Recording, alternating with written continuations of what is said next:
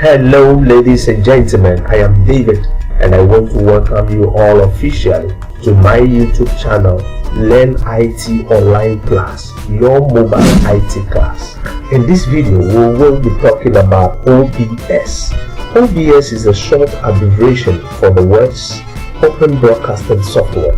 It is an application software that enables its users to stream their live videos or a pre-recorded video from their personal computers onto the various social media platforms such as Facebook, YouTube, Twitter, Twitch, and many much more.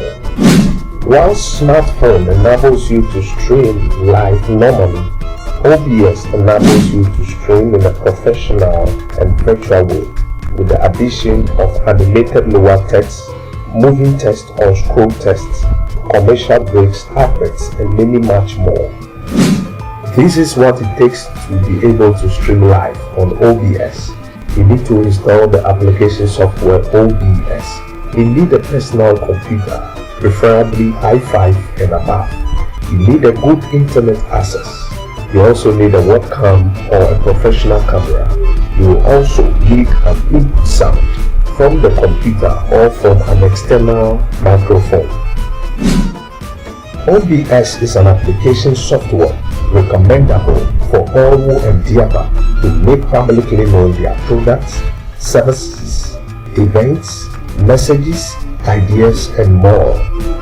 To download the OBS application software with your preferred web browser, visit obsproject.com. Select your preferred operating system. In my instance, Windows. Then there will be a pop-up command asking you to either download or save file.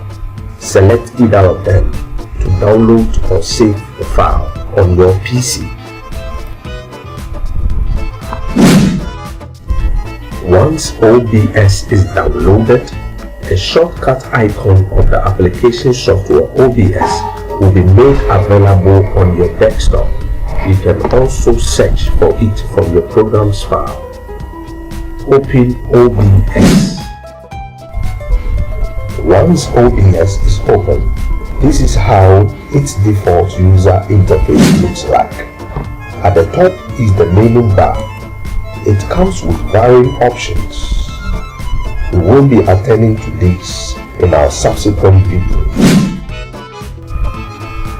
Right under the menu bar, we have the area that gives us the preview of what is being broadcasted or pre-recorded. Underneath, we have the scenes and sources. These two areas are interrelated. A created scene houses the contents of a source. In this instance, I have created scene program A and scene program B. Now, when I click on scene program A, you realize that under the sources, I have inserted contents to enable me have a peculiar broadcast. On the other hand, when I click on program B, I have inserted a file to enable me have a distinguishable broadcast. What this feature does is that, as far as the scenes is concerned, it helps users of OBS to categorize their broadcast. Next is the audio mixer. The audio mixer enables users of OBS to regulate both the input and output sound levels. Next to it is the scene transitions, hence the name. It enables us to input transitions. And finally, we have the controls. It enables users to either start or stop a stream, start or stop a record, switch to the studio mode. It also has the setting button and the exit button. Ladies and gentlemen, thanks for the audience. Kindly send me your requests, your recommendations, and your suggestions.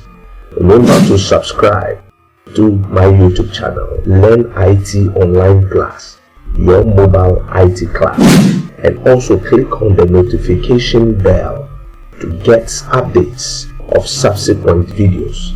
Stay glued and you'll be glad you did.